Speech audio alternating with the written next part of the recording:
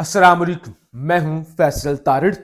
आज आलमी महाज से दो बड़ी खबरें आई हैं। एक खबर शहबाज शरीफ के हवाले से है, जबकि दूसरी खबर कैदी नंबर 804 के हवाले से है। एक तरफ शहबाज शरीफ के लिए तमाम तर सहूलियात हैं, इलेक्शन हारने के बावजूद वजीर आजम हैं, प्रोटोकॉल है, मर्जी के वुजरा हैं और पाकिस्तान से ज्यादा वो मुल्क सफारतकारी के अंदर और बाकी दुनिया के अंदर गुजारते हैं। मुकाबले में इमरान खान साहब पिछले 928 दिनों से कैद में हैं। आंख का किसी को कोई पता नहीं, जाया हो चुकी है, रिकवर हो सकती है, क्या सूरत हाल है। किसी की कोई मुलाकात नहीं, किसी से कोई राबता नहीं, कोई खत, कोई तस्वीर, कोई आवाज सामने नहीं है। हर वो हरबा कर लिया गया है कि लोग इमरान खान को भूल जाएं, लोग आलमी, बल्कि अपने लोग भी भूल जाए, आलमी दुनिया तो फिर जाहिर है उनको याद भी नहीं होता। अब कनाडा के अंदर बैठे हुए किसी शख्स को क्या फर्क पड़ता है कि अडियाला के अंदर क्या हुआ है। उसने कभी जिंदगी में अडियाला का नाम सुना नहीं होगा, ना वो सुनना चाह रहा होगा। वो तो पाकिस्तान का भी शायद नाम ना सुनना चाह रहा हो। जिस तरह से पाकिस्तान को आज फवाद चौधरी साहब भी कह रहे थे कि हमने पाकिस्तान को थर्ड वर्ल्ड कंट्री था ना, तीसरी दुनिया का मुल्क था ना, अब हम उसे चौथी दुनिया के मुल्क के अंदर हमने उसे धकेल दिया है। इतना बड़ा घर कर दिया हमने। यानी हम पाकिस्तान को सोमालिया के लेवल पर, सूडान के लेवल पर, नाइजीरिया के लेवल पर, अफगानिस्तान के लेवल पर, ईरान के लेवल पर ले गए हैं, यमन के लेवल पर। बहरहाल खबर क्या है, पहली खबर शहबाज शरीफ साहब के हवाले से। शहबाज शरीफ साहब पाकिस्तान से तो बस वो चक्कर लगाने आते हैं पाकिस्तान का। पहले वियना थे, फिर वाशिंगटन गए, वहां पीस ऑफ बोर्ड, पहले वो था ना गजा पीस ऑफ बोर्ड, अब गजा को हटा दिया गया, अब है पीस ऑफ बोर्ड। वहां पे पूरी दुनिया के चापलूस मुसलमान लीडर पहुंचे हुए हैं और शहबाज शरीफ भी वहां पर पहुंचे हैं। अब जो बताना आपको चाहता हूं, छोड़ दे वो क्या कर रहे हैं, किससे मिल रहे हैं, ट्रंप से मुलाकात होगी नहीं होगी। पाकिस्तान के अखबारों के अंदर आज छपा कि शहबाज शरीफ अमेरिका ट्रंप से मुलाकात करेंगे और उनसे, जुमला सुनिएगा, फौज की तैनाती के हवाले से वजाहत मांगेंगे। बात वो किया करें जो करने वाली हो, वो लिखा करें जो पढ़ने वाली हो, वो वजाहत मांगेंगे। अच्छा, हमारी जरूरत है, हम तो भीख मांगेंगे, हम तो कर्जा मांगेंगे, हम तो बूट पॉलिश करेंगे, वजाहत मांगेंगे। पाकिस्तान में वजाहत मांग नहीं सकते, अमेरिका में सुपर पावर के सदर से वजाहत मांगेंगे। और जो वजाहत मांगने गया था ना वजीर आजम, उसकी एक तस्वीर आई है। अब ये तस्वीर मैं आपके सामने रख रहा हूं। अगर इस पर दायरा ना लगा होता, आप लोगों की आने वाली नस्लें भी ना ढूंढ पाती कि इसके अंदर कहीं शहबाज शरीफ साहब भी खड़े हुए हैं।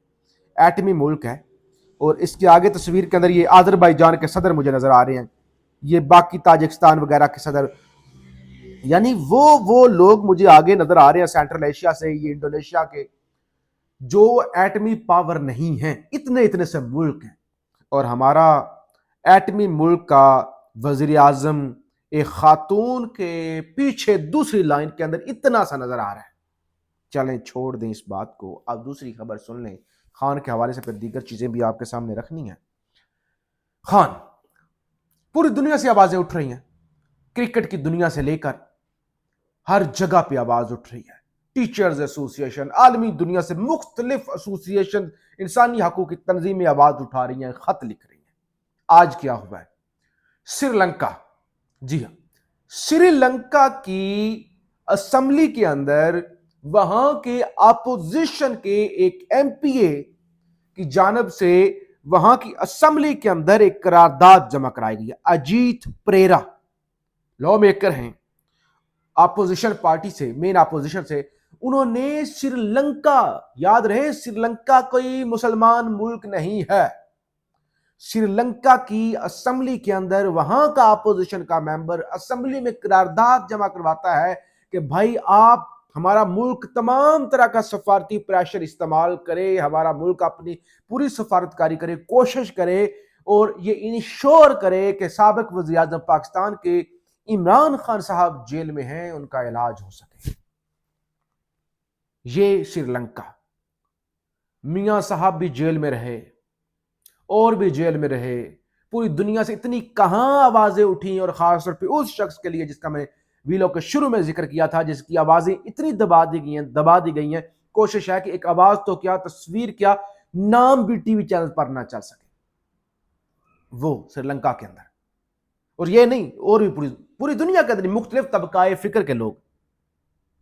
یہاں جو وقت کا وزیر اعظم ہے وہ اتنے ملکوں کے وزرائے اعظموں یا صدوروں کے پیچھے کھڑا ہوا ہے امریکہ جا کے، اور یہاں جس کو پیچھے دھکیل دیا گیا ہے وہ ڈنکے کی چوٹ پر اس کا نام پوری دنیا کے اندر بول رہا ہے۔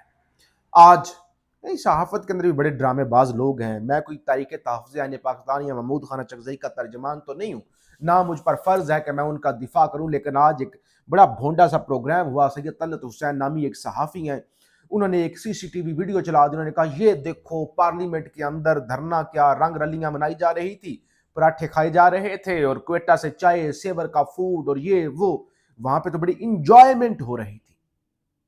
ٹھیک ہے،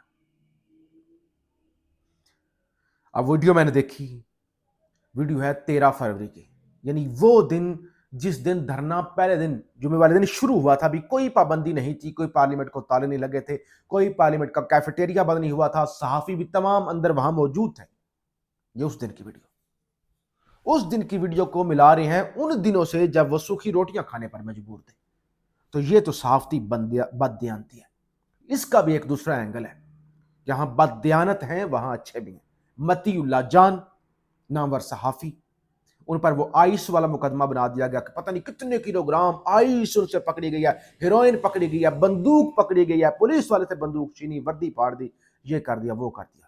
اب پچھلے کئی مہینوں سے ان کے خلاف یہ مقدمہ مختلف سٹیج پر ہائی کورٹ کے اندر بھی آیا، اور ابھی ان پر فرد جرم اور بہت سارے معاملات۔ اب وہ پچھلے 1.5 سال سے رپورٹ گئی ہوئی تھی پنجاب فرانزک کے اندر کہ آپ بتائیں وہ اصلی ہے آئس، نقلی ہے، اس کی رپورٹ۔ آج اس کی رپورٹ آئی ہے۔ بھائی رپورٹ بھی تو نقلی ہے نا، جب آئس کسی اس کے پاس تھی نہیں، متی اللہ جان کے پاس، پکڑی نہیں گئی، کس طرح کا وقوع نہیں ہوا، تو پھر رپورٹ کہاں سے آگئی؟ آج رپورٹ نیگیٹو آئی ہے، یعنی نیگیٹو ہونے کا مطلب یہ ہے کہ بھائی وہ آئس والا معاملہ جو تھا وہ جعلی تھا۔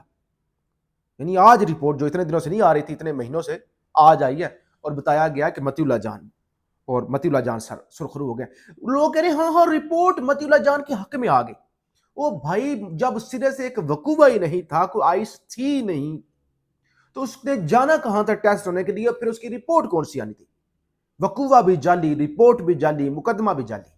تو بہرحال یہ صورتحال ہے۔ متی اللہ جان صاحب ڈٹے رہے ہیں، وہ بکے نہیں ہیں، وہ کھڑے رہے ہیں، اور ہر دور میں، پی ٹی آئی کے دور میں بھی، اور آج وہ اس حوالے سے سرخرو ہوئے ہیں۔ بہرحال کنٹینر تیار ہے، کب تک آگے جانا ہے، کنٹینر کا رخ کیا ہوگا، کنٹینر کہاں پہ جا کے کھڑا ہوگا، ہمارے پاس یہی آپشن یہی ہے، دوسرا کوئی آپشن نہیں۔ شاہد خٹک پی ٹی آئی کے پارلیمانی لیڈر، وہ یہ فرما رہے ہیں کہ بھائی ہم جو ہے وہ اب دم مست کلندر ہی کریں گے، اس کے علاوہ ہمارے پاس کوئی دوسرا آپشن بچا نہیں ہوا۔ اچھا، آج پھر ماجد نظامی صاحب، بڑے اچھے صحافی، متی اللہ جان کا ذکر ہو رہا تھا، کیونکہ اس طرح کا کیس ایک رانا ثناء اللہ پر بھی بنا تھا نا، تو انہوں نے کہا رانا ثناء اللہ پر منشیات کا جھوٹا کیس بنانے والے ڈی جی اے N F major general Arif Malik بعد ازاں، یعنی مقدمے کے بعد، پی ڈی ایم دور میں ڈیفنس ایکسپورٹ پروموشن آرگنائزیشن کے سربراہ رہے، الحمدللہ باعزت ریٹائرمنٹ ہوئی، اور بعد میں national university of science and technology نس کے ریکٹر بنے۔ ووٹ کو عزت دو والوں کی بیان بازی ختم نہیں ہوتی، لیکن اس طرف بالکل نہیں دیکھتے کہ کیونکہ آج کل فرینڈشپ چل رہی ہے۔ تو انہوں نے کہا یہ جو رانا ثناء اللہ کے خلاف جعلی کیس بنا رہا تھا، شہریار افریدی پر تو غصہ نکالا گیا، لیکن جو اصل بندہ پیچھے تھا اس پر تو ہاتھ نہیں ڈالا گیا، ایون ان کی اپنی حکومت تھی۔ تو اسی طرح کے معاملات اب انہوں نے کیے ہیں متی اللہ جان خلاف۔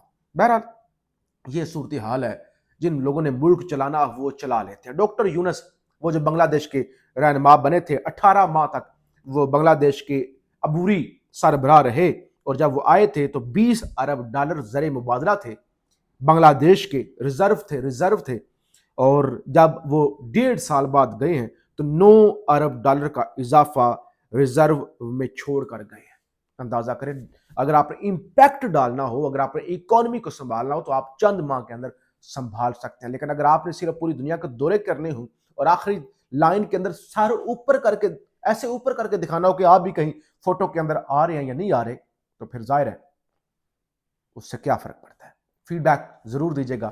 پاکستان زندہ باد۔